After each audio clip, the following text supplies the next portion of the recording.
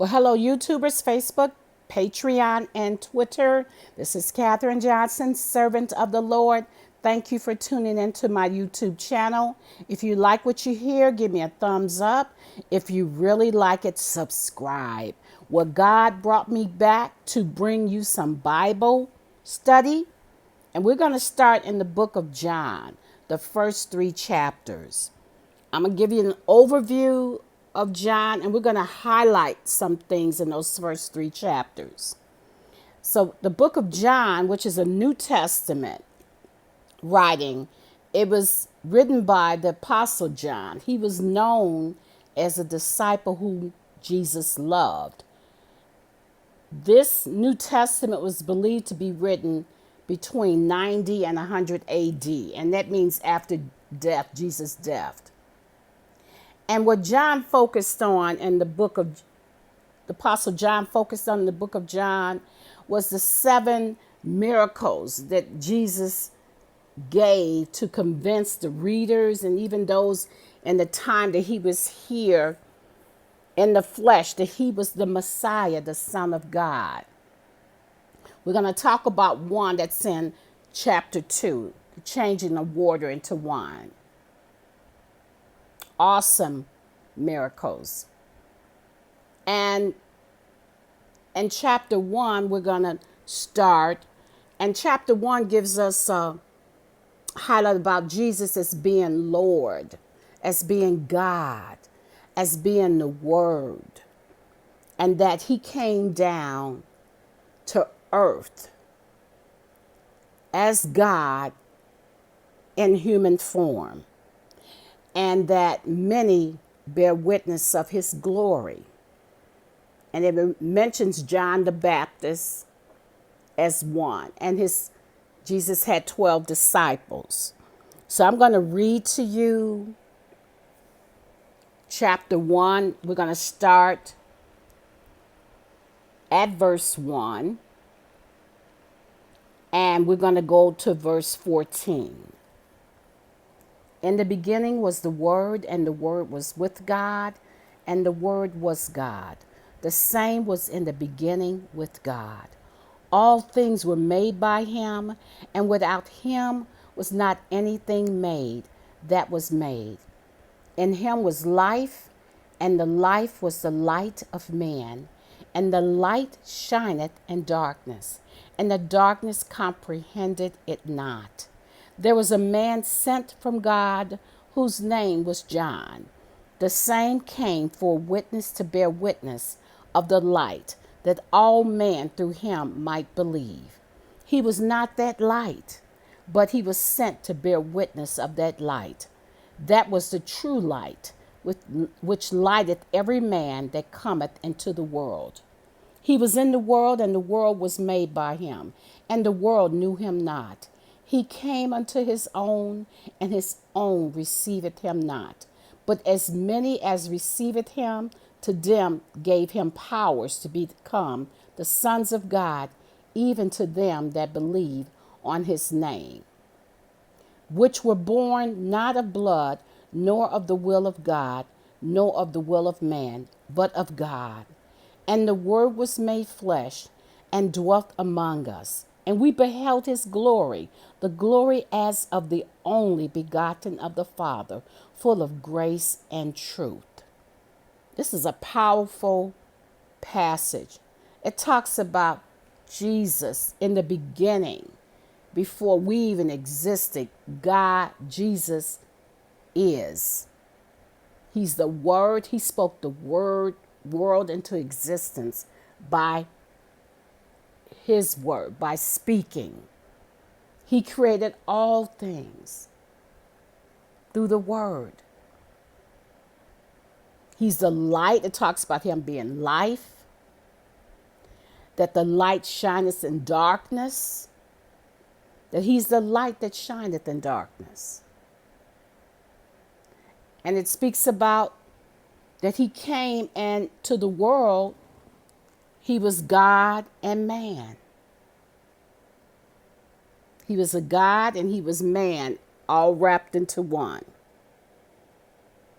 And the world didn't know him. They didn't receive him. He came into his own. Jesus was Jewish, and they didn't receive him. They crucified him. We'll talk more about that as we go along in Bible study. But those that you and me that received him, he gave us the power to become sons and daughters of God, that we're born of him. We actually have a new birth in Jesus. Now, as we go on, John the Baptist, we see John the Baptist beheld his glory. He baptizes Jesus. He exalts him. He says, behold the Lamb of God that take away the sinners of the world.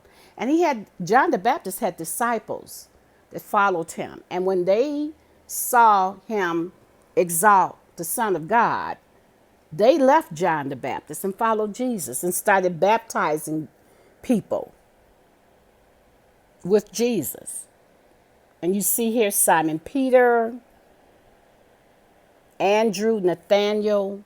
Jesus had 12 disciples. They became apostles. They started following him. And John explained to those that wanted to know who he was, who John the Baptist was. He said, I'm not Christ. I'm not worthy to tie his shoes. He said, I came to baptize with water, but Jesus came to baptize with fire. Powerful. He said, John the Baptist said, I'm just here to prepare the way for him to come. That he, John the Baptist, must decrease so Christ can increase. So you see his disciples left him. We'll talk more about John the Baptist. But his disciples left him and followed Jesus. We're going to go on to chapter 2. And this talks about the first miracle that Jesus performed and his earthly ministry. And he was in Cana in Galilee, him and the disciples, him with his mother, and they were at a wedding. And they ran out of wine. And Jesus gave them instructions to fill the water pots with water. And then he had one of the governors of the feast to draw out the water and taste it. And he tasted the water, and he said it was the best wine that was saved for last, the end of the wedding. And because of that miracle in Galilee, that his disciples believed on him, and that his fame, the knowledge of him increased. He was introduced to the world. And it also talks about in chapter 2, verse 14, that he went to the temple and he found the money changers sitting, and he chased them out.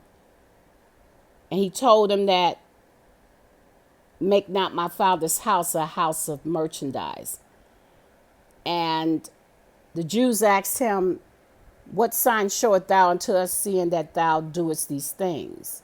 And Jesus told them, destroy this temple, and in 3 days I will raise it up.